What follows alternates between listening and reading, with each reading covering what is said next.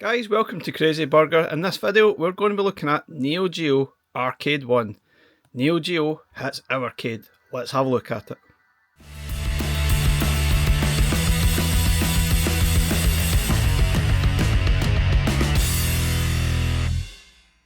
Okay guys, so let's have a look at Neo Geo Arcade 1. The first Neo Geo cart to hit Evercade. Obviously we had the Neo Geo Super Pocket, which is technically not an Evercade, I guess. But anyway, we've got 6 games on this first arcade collection from SNK, and there will be another couple to come later this year. I'm sure there'll be more next year as well.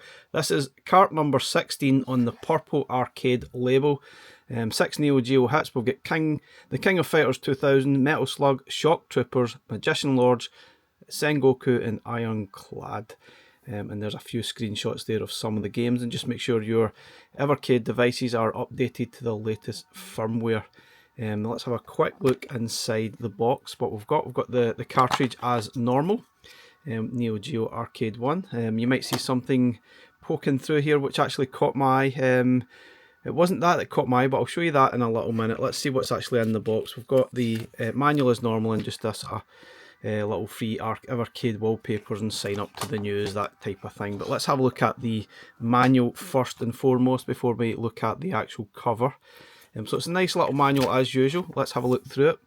Got some information there which is quite cool about the MVS and the AES. So basically the MVS was the arcade system, and the AES was the home sort of console that was released. Quite an expensive sort of thing. I'm not really sure how many people actually had one. There's no way I could afford one at the time. But the interesting thing was that the arcade experience was exactly the same at home as you would have found in the arcade, and I think that was absolutely huge and probably why it was so expensive at the time.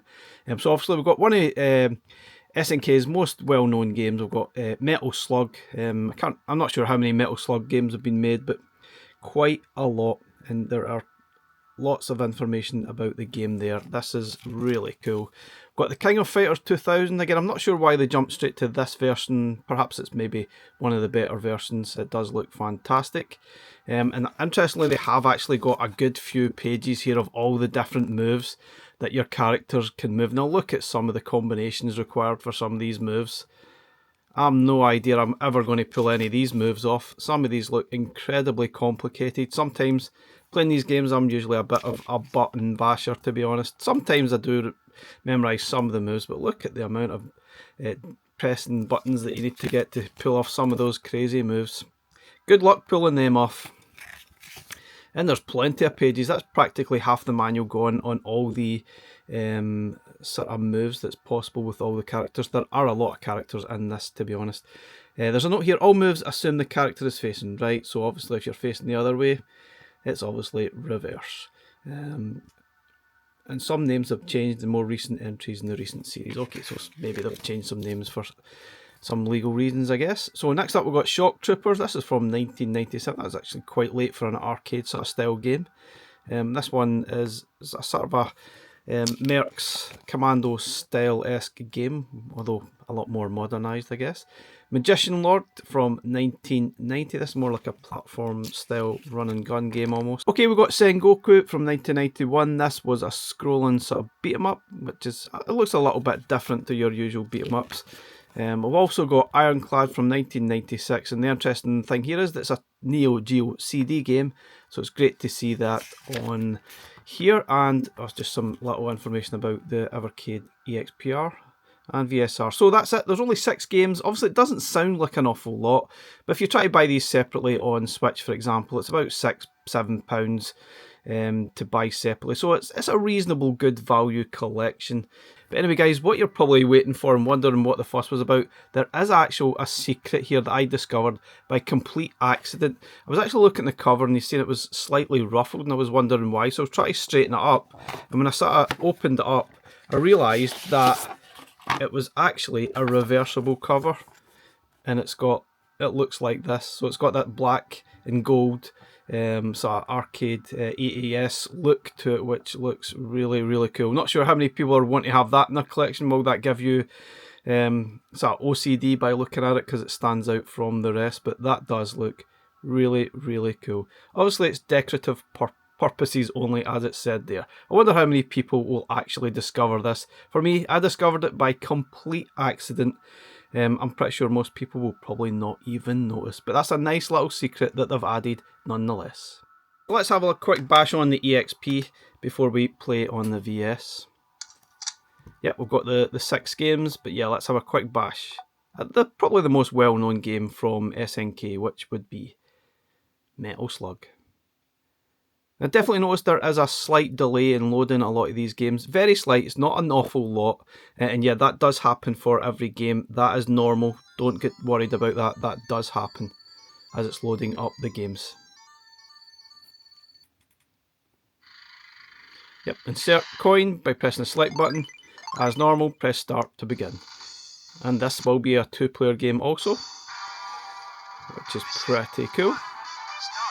Only for the VS, not for the EXP or the Super Pocket. But it is absolutely amazing to see this actually on an Evercade device. I never really thought I'd see the day, to be honest, but there you go. Blaze are continuing to surprise us, and I'm pretty sure they'll continue to surprise us as time goes on. This is fantastic. Let's have a quick look at it on the Super Pocket. Now this could well be the perfect companion for your Neo Geo Super Pocket. Now I was half expecting a secret game to have unlocked for some reason, not entirely sure why, but I guess there is nothing as far as I can tell. Also, to access the Evercade cart, you go to the Evercade menu and then you can play one of the chosen games.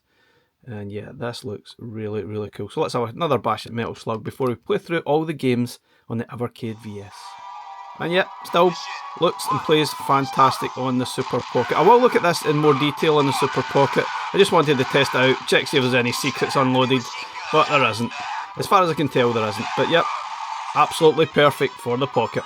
Great companion as well for this one.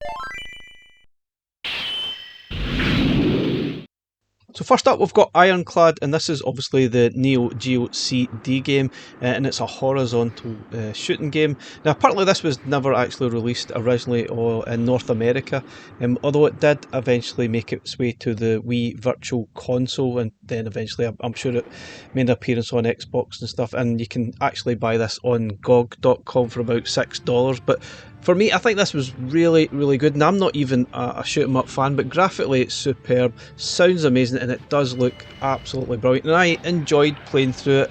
I thought it was an absolute literal blast. You can see the sort of fire effects and the graphical effects are really, really top notch, and again, high quality stuff from SNK, and it's nice to switch up the sort of variety on this cart, because most of the time it's going to be beat 'em ups, I guess, from SNK, so it's nice to get a shoot 'em up, and it's a real good quality one at that.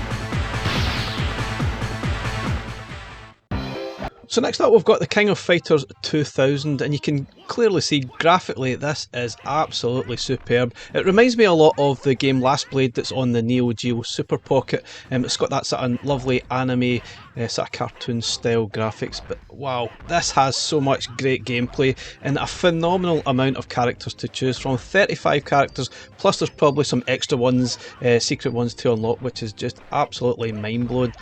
This one is great, probably one of the best fighters I've played in some time, and I really enjoyed it. And amazingly, it's one of those games that I never even played back in the day.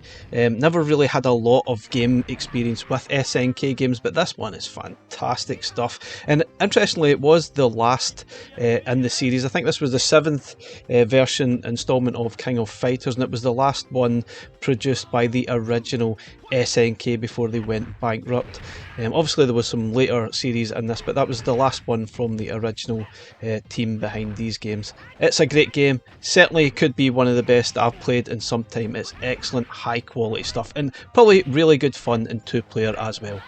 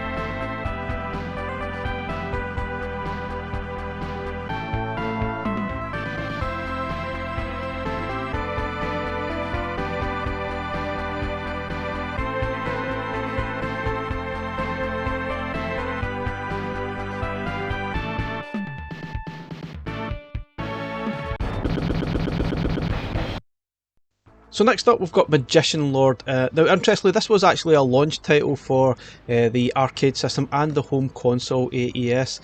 Probably shows a little bit. It's probably not the best game that's on this cart, and probably my least favourite, to be perfectly honest. It does look really nice and it has a lot going for it, but the big issue with this game, it's just unbelievably frustrating and difficult to actually play, and for me I did not get any enjoyment out of it at all. I just feel that some of the sort of enemies and some of the fire is just completely unavoidable. Some of the checkpoints are unforgivable as well. If you die at certain points, you basically get sent back to the start of the game, so it's incredibly frustrating. Obviously you can use the save states, but even saying that, sometimes the save states don't really help. You trying to actually defeat some of the bosses just seems massively impossible. So yeah, I have to say, this is my least favourite game on here. Didn't enjoy it one bit, and you have to have a lot of patience while playing this, and unfortunately I was not wearing my patience pants while playing this game, so be warned, this one is tough as nails.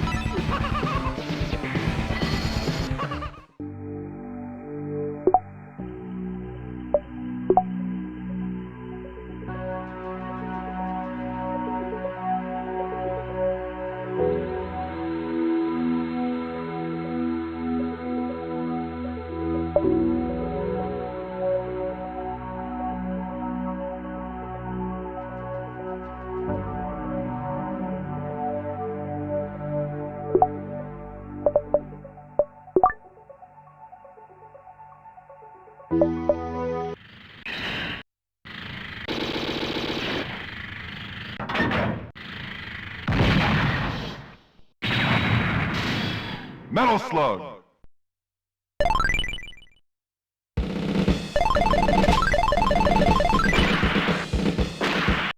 So on to Metal Slug, perhaps SNK's most well-known game, and there's plenty of games in this series, most of them played pretty similar, to be honest. It's that run and gun experience. It's an absolute blast, such a joy to play. I would urge anyone to pick this up and not actually enjoy it. It's such a great game to play, and easily one of SNK's best games that they've ever produced, or best game series that they've ever produced. It's fantastic stuff, and it's great to see this in Evercade. Honestly, I said earlier, I'm really shocked and surprised that we've actually got this on Evercade systems. I didn't really think we'd ever see the day. Obviously you'd hoped we'd see the day, but it's great that we've got this, and I think the future does look bright for Evercade now that we've got more and more well-known games appearing on the system. This is fantastic, and I'm looking forward to what's to come next.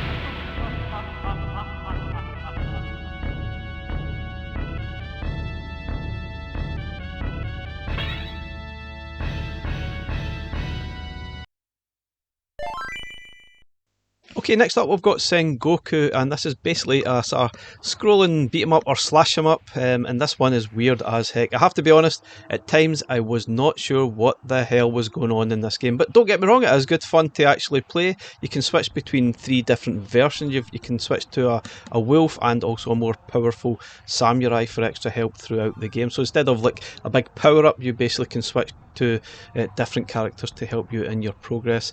There's so much going on in this game, I have to be honest. I definitely was scratching my head to what the heck was actually going on. Some of it just does not make any sense whatsoever, but don't get me wrong, it's enjoyable. It's a great blast to play through. It's just a little bit on the weird side, but still, it's a good game.